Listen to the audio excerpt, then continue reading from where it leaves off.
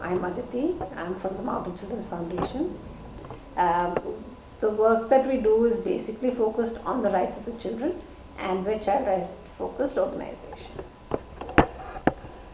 मैं सुधीर हूँ और मैं भी पर्वतीय बाल मंच में काम करता हूँ और बेसिकली पर्वतीय बाल मंच जो बच्चों के अधिकारों को लेकर के पूरा उत्तराखंड में एक कैंपेन मोड में एक पार्टनर ऑर्गेनाइजेशन के साथ में काम कर रहा है.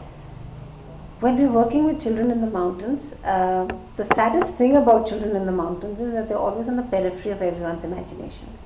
They're not an integral part of what one calls development.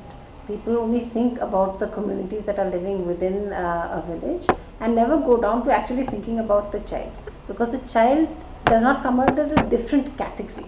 They only think of the child as part of the family or part of the community and part of a whole, but not as a standalone community by itself.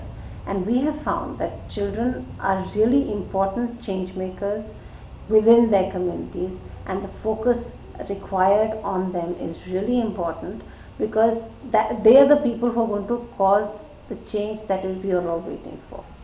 Basically अगर आप देखें जब 2002 से जब से उत्तराखंड बना है तो हम एक पहाड़ी राज्य है और पहाड़ी राज्य की जब आप बात करते हो तो यहाँ पे बच्चों के चैलेंजेस भी पहाड़ की तरह बड़े बड़े दिखते हैं. अपॉर्चुनिटियाँ नहीं हैं, बच्चों की पहुँच संसाधन तक नहीं है, और जब इनको संसाधनों तक इन बच्चों की पहुँच नहीं होती है तो आप देखेंगे कि इनके जो चैलेंज होते हैं वो और भी बढ़ जाते हैं.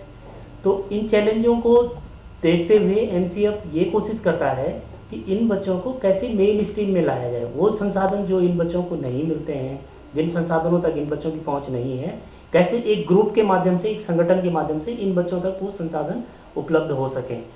अगर आप एक देखें उत्तराखंड का इतिहास देखें, उत्तराखंड का इतिहास पूरा एक आंदोलनों का इतिहास रहा है जहाँ पे लोगों ने संगठित होकर के बहुत सारी चीज़ें की हैं. उत्तराखंड भी अगर बना है तो एक आंदोलन की ही देन है. ऐसे ही ये बच्चे किस तरह से संगठित हो सकते हैं, ये MCF सोचता है कि ये बच्चे संगठित हों और ये अपने गांव में एक क्रांति ला सकते हैं, अपने गांव को बदल सकते हैं और अपने गांव के सारी तरह की जो जितने भी तरह के विकास हैं, डेवलपमेंट हैं, उनमें अपना बहुत सकारात्मक रोल अदा कर सकता है.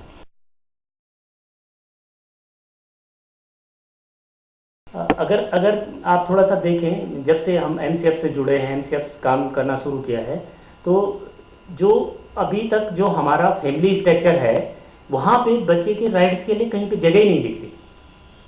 जब उस बच्चे के अधिकार के लिए जगह ही नहीं दिखती है तो उस पेरेंट्स से उस बच्चे के अधिकार के बारे में बात करना थोड़ा मुश्किल हो जाता है, उसको समझाना थोड़ा मुश्किल हो जाता है, क्योंकि एज ए पेरेंट्स सबको लगता है कि मैं अपने बच्चे के लिए जो कर रहा हूँ वो ठीक कर रहा हूँ, यही इसके लिए बेस्ट है जो मैं कर रहा हूँ.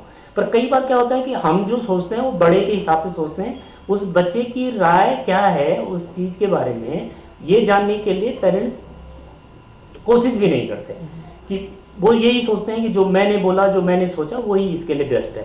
तो ये एक बड़ा चैलेंज हम लोगों के लिए रहता है. Also, the government doesn't think of children as an entity on their own. They think of them as under education or under health, or maybe not even under health, because they're more concerned about the health of the mother, the maternal health. They're more concerned about MMR and things like that. They're not concerned about a growing child's health, a growing child's nutrition needs, a growing child's recourse to a doctor for eye problems, for teeth problems, for growing pains, any of that. So a child is never considered as a whole for the government itself. So to make a policy for a child or to talk to the government of doing something for the children is virtually impossible, because they don't consider them separate to anything. So even the department is called Women and Child. While it's very important for women to be focused on, a focus for children is also important, because if you focus on a community specific, you can allow them to develop and change as they go along.